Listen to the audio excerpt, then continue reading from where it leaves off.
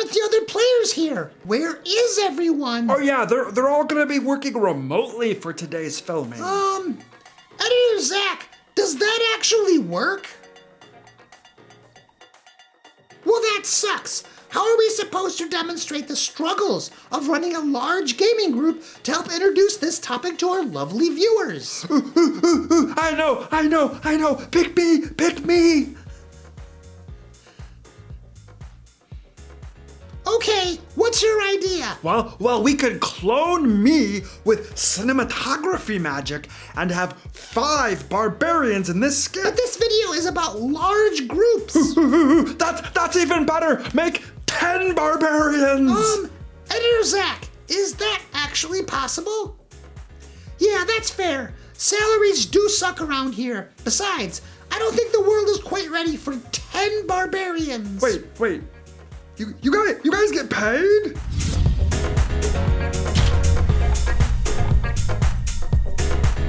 Welcome to the DM Lair. I'm Lucar and I've been a dungeon master since high school.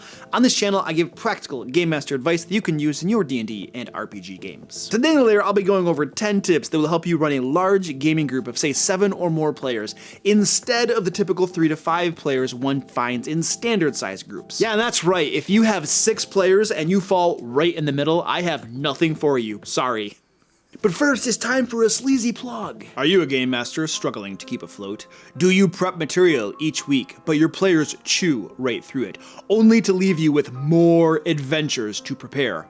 Or perhaps you're a new dungeon master who has no idea how to create a D&D adventure for your players. Well, not to fear. Lair Magazine is here. Lair Magazine is a monthly publication for DM Lair patrons that helps game masters reduce their prep time and improve their games. Do you want pre-made game material you can drag and drop into your games? New magic items, new monsters, traps, puzzles, NPCs. Lair Magazine has those. How about entire D&D 5th edition adventures complete with maps for use on virtual tabletops? You betcha! Lair Magazine contains 2 adventures in every single issue. Lair Magazine has changed the lives of millions of beleaguered and overworked game masters across the globe who now live full and satisfied lives as they run amazing games for their players. Don't believe me? Click the link below to become a DM Lair patron and find out for yourself. Okay, that's about as sleazy as I can get. And on with the show. The level of sleaze was just, it was delicious. Number 1, move the spotlight around and involve everyone. As a dungeon master, one of the things that you should be doing is bouncing around from player to player during non-combat to ensure everyone has a chance to participate. Is there an NPC?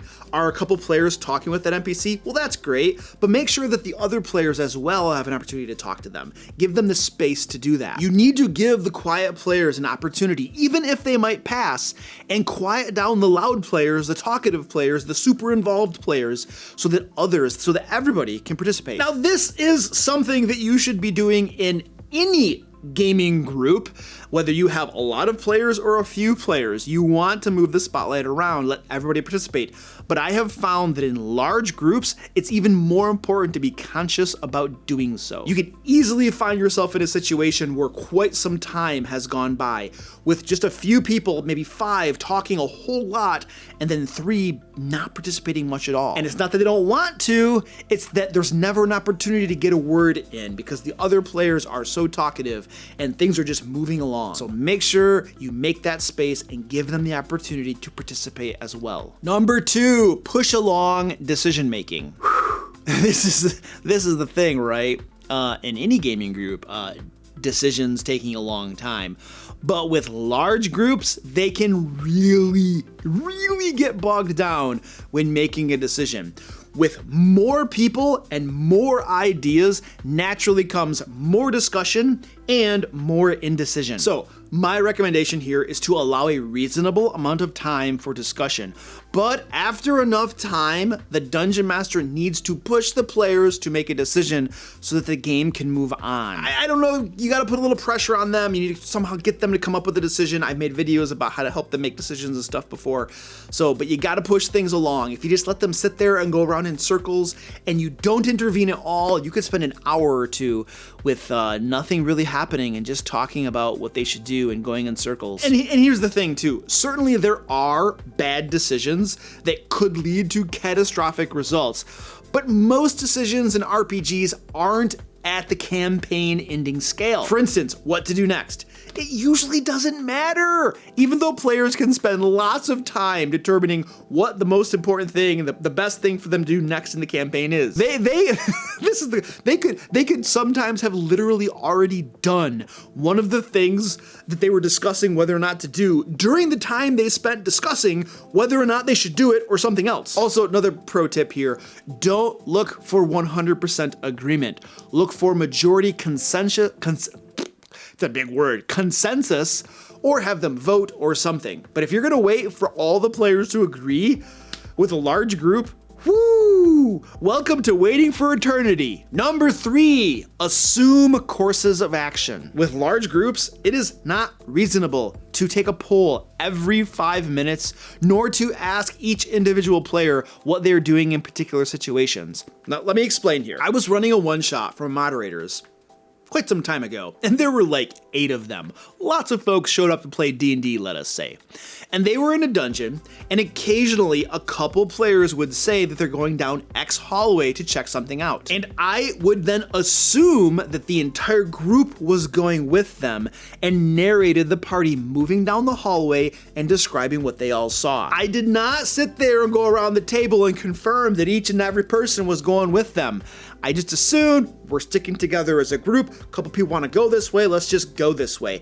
That kept the pace up, that kept things moving along, and it stopped things from devolving into a discussion every single time the most minuscule of decisions needed to be made. You see, stopping the game in moments like this slows things down and invites discussions and decision making when it is not needed. But Luke, that's stealing player agency. Sure, you can make that argument. I'll reply that small sacrifices must occasionally be made to keep the game fun for all. I'd rather assume a little bit of agency on behalf of my players when it's harmless to do so, like going down a hallway. I'm not trying to screw them over. It's not full of traps. It's gonna kill them all right? And by doing so, run a fun game rather than let things grind down to a crawl because I asked the other 6 players if they are going along with the first 2 or not. Sometimes that decision is important, and then you should let the group make it and discuss it and all that kind of stuff. Other times, it's not important, and you should just assume and move things along. Number 4, keep combat snappy and interesting. Large groups can be the most challenging to run during combat. Things bog down, they take forever. It could be a half an hour or more if you don't keep things running quickly before one player's turn comes around again. You really need to work hard to keep combat moving at a smooth, quick pace,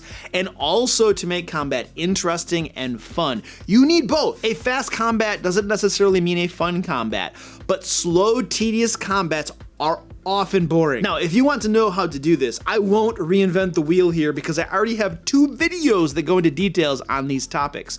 See my 12 steps to faster combat and 5 ways to make combat more fun and interesting videos. Links below, of course. Number 5, play with whomever shows up. Guys, with large groups, it's inevitable that at least a couple players won't be able to make the game session. That's fine. Play anyway. This is actually a good thing because it makes the game more manageable for the game master and probably more fun for the players because usually smaller groups are better and more fun. Usually someone's gonna freak out on me. I run large groups and they're better. Okay, sure. But generally speaking, smaller groups are gonna be more fun than larger groups. So when people don't show up, it's a win. And here's the thing too, you're here in this video because you want help running large groups, right? So when a beautiful solution to your large group lands right in your lap, namely a few players not making a game session, don't reject that solution. Having an agreed upon mechanic for how the group handles missing players' characters, of course, is going to be important. Know what you'll do as the game master to adjust the game, or not, for fewer PCs if that's what happens when players are gone. But otherwise, just play the game. Number 6. Variety, variety, variety. With any gaming group, you generally want to include a variety of game elements, combat, exploration, and social interactions, and lots of other cool, fun, interesting stuff going on of a different variety to appeal to the different things players enjoy. However, with a large group, you're even more likely to have players with a diverse range of preferences and different parts of the game they enjoy. So, make sure you're including a variety of situations in your game. Combats, diplomacy, interesting NPCs to interact with, stealth missions, exploration missions, just different stuff to keep everyone engaged. Obviously, as you get to know your players well enough, you can start to focus more on things you know appeal to the most number of players, but always include elements that appeal to just a few players too. Don't ignore the minority. Number 7, handle some things outside the game. If you, the game master, have time to do so, consider handling some things outside the game, that is, away from the game table between sessions. There are parts of the game that are either not interesting to do at the table, take up a lot of time with larger groups, or are individual activities anyway. These are candidates for being done between game sessions. Here are some examples for you. Shopping trips between adventures where everyone stocks up on healing potions and stuff, goes buying all this kind of cool stuff. Leveling up characters, rolling dice, making decisions, writing on your character sheet. If you do these sorts of things between sessions, you're gonna have more time at the game table to play the game. Oh, I also forgot one of the classic items, downtime. Most downtime activities are individual activities. So those are the sorts of things that could be done away from the game individually with your players, either over email or maybe in person, but email or an online forum or a Discord will probably suffice. Number 9, don't split the party. I actually, before I was scripting this, I actually was researching this topic to see if there were any ideas and things and concepts I overlooked. And I found another a blog post or something where somebody was recommending that with large groups, splitting the party was beneficial and helpful. I could not disagree more. All the standard reasons for not splitting the party are amplified when running a larger group. If 2 players go off to do X, 3 are doing Y, and 4 over here doing Z, you have 2 things going on. First, you, the game master, are needing to run 3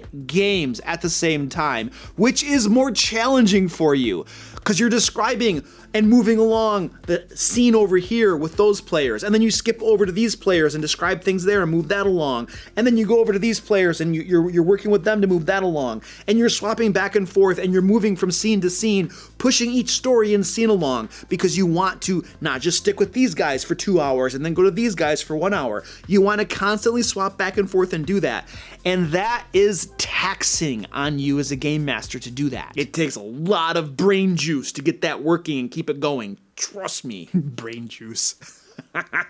Just made that one up. Second, even though you are doing your best to swap back and forth among the 3 groups of players, there's still lots of time that many of the players simply aren't playing the game. They can't play the game. They are spectators at best, on their cell phones most likely, or nodding off at the table at worst. My suggestion is to have a discussion with the players and agree upon a social contract that, due to the size of the group, splitting the party will be frowned upon even more than it normally is.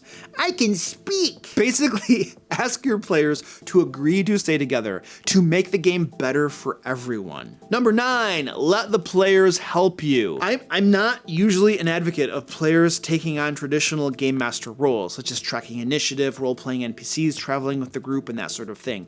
But when running a large group, I would definitely consider looking more at this sort of thing. The benefit is twofold. First, it takes stuff off the game master's plate because running a large group is challenging, got a lot to do there. And second, it gives the players additional stuff to do besides just run their characters, because with a large group, there will be good chunks of time where they'll be waiting their turn to do something with their character. So the stuff you delegate to the players helps keep them engaged in the game and not bored out of their skulls. Number 10, split the group and run 2 games instead. I bet some of you saw this coming, right? The obvious solution, it seems, when you have a group of 10 players is to simply split the big group into 2 smaller groups, and then you have a better number of players, in my opinion of course, 4 or 5 in each group. This, of course, means that you, the game master, must have the time to run 2 games instead of 1, but if you do and you want to, this might be the easiest way to handle the issue. And if one of the other players wants to be the game master, they run the second game. Now, I imagine some of you are expecting me to say something about having a co-DM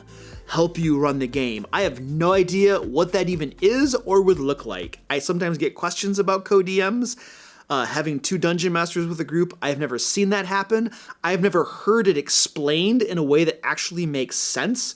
So yeah, I'm gonna claim ignorance on that topic right there. But if somebody wants to explain that crap down in the comments, there you go. Remember, if you'd like to join the millions of other game masters who've turned their lives around with Lair magazine, click the link below to become a DM Lair patron. And if you used Lair magazine but aren't getting the results we promised, click the link below to follow me on Twitch. I have weekly live streams where you can pop in, scream profanities at me, and get banned by my moderators. Isn't that right, Penguin Butt? Yeah.